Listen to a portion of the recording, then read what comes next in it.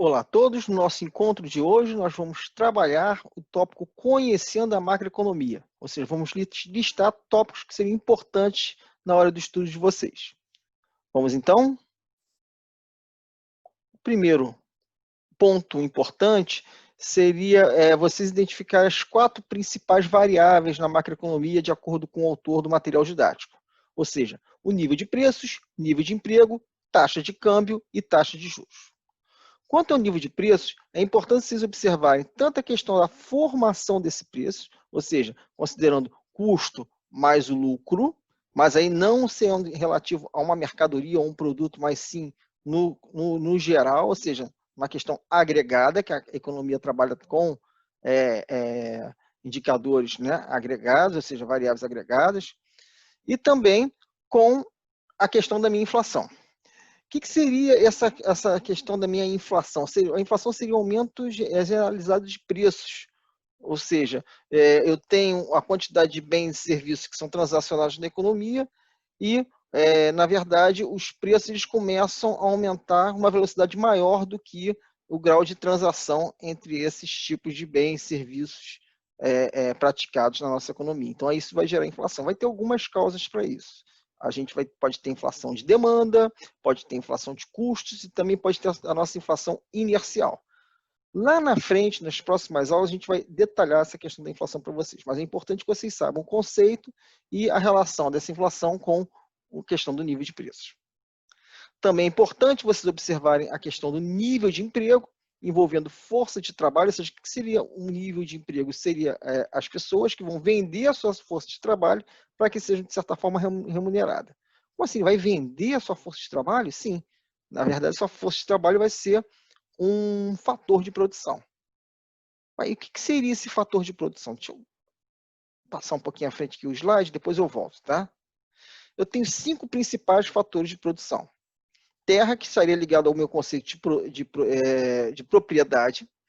Eu tenho meu trabalho, ou seja, eu vou trabalhar e esse trabalho vai ser remunerado de certa forma. O meu capital, tecnologia e a capacidade empresarial. Cada um desses fatores de produção vai ter uma remuneração. Então, no caso aqui, ó, deixa eu puxar aqui para vocês. Vou pegar minha canetinha. Vamos lá, na questão da terra, ou seja, da questão da propriedade. Se eu estou utilizando uma propriedade de alguém, eu vou remunerar de que forma? Estou utilizando um imóvel, um terreno de alguém. Mas não é meu, estou utilizando. Eu tenho que pagar para esse dono dessa propriedade o quê? Que seria a terra? O meu aluguel.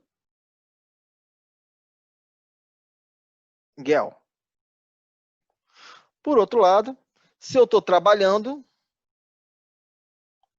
ao final do período que eu vou vender a minha força de trabalho, ou seja, eu vou trabalhar durante um período, eu vou ter direito ao meu salário.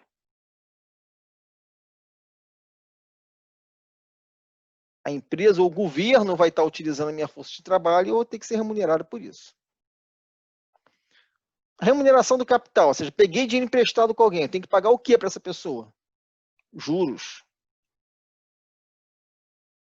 Tecnologia, eu estou utilizando uma tecnologia de uma empresa, uma tecnologia desenvolvida por uma outra pessoa, um produto já patenteado, tem que pagar o quê em relação ao uso dessa tecnologia?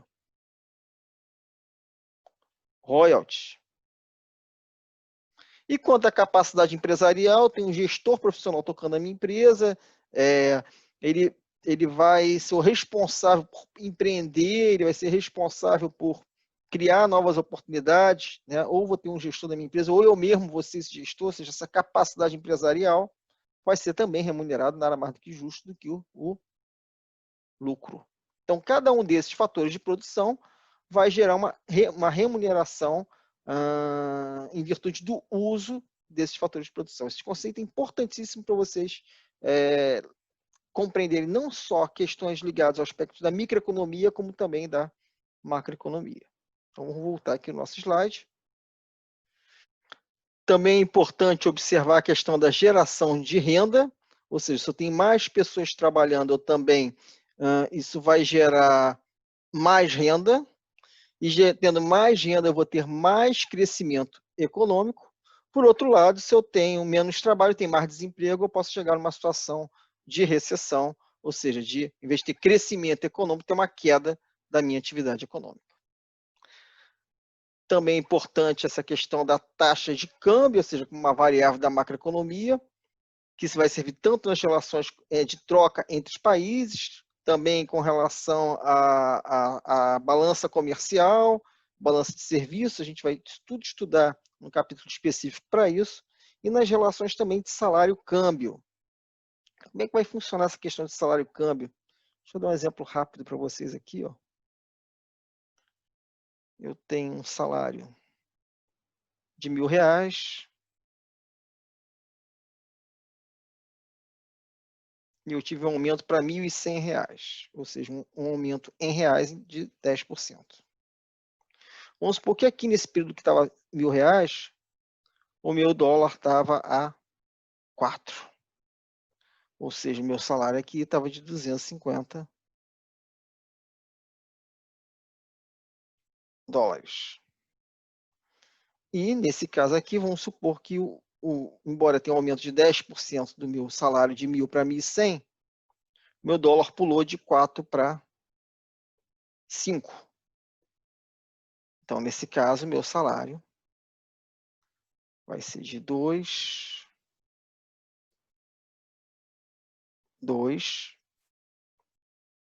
0. Ou seja, em vez de eu ter, embora eu tenha tido um aumento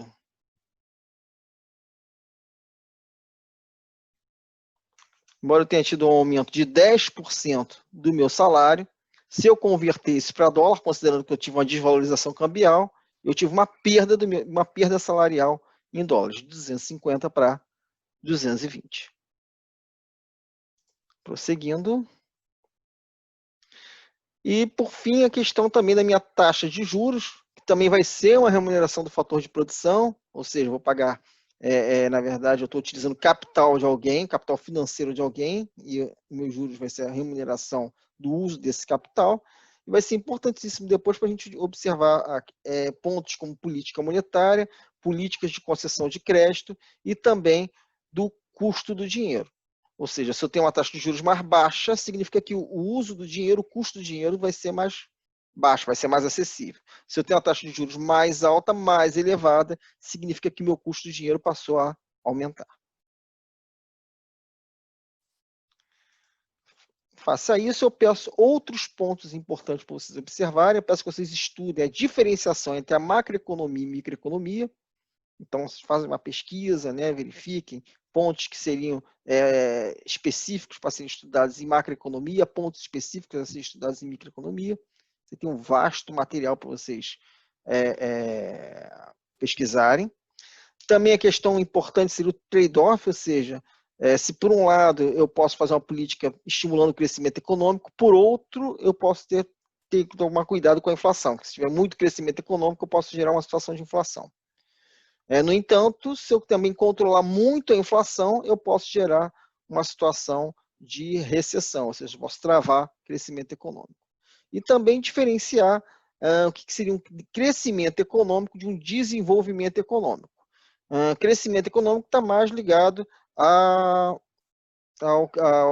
crescimento, né, da atividade econômica de um país, que não necessariamente significa que eu vá ter, que ocorra uma distribuição de renda ou que ocorra um aumento da produtividade dos trabalhadores de um determinado país, de uma determinada região. Já o desenvolvimento econômico não, aí já está mais ligado a outros indicadores da melhoria não só da economia, mas também ligados à qualidade de vida, a especialização cada vez maior e qualificação da minha mão de obra.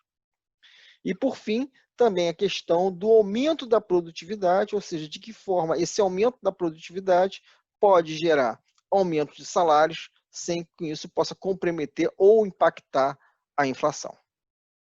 Espero que vocês tenham gostado dos tópicos a serem estudados e observados nessa parte da nossa disciplina, né? Conhecendo a macroeconomia. Desejo a todos bons estudos.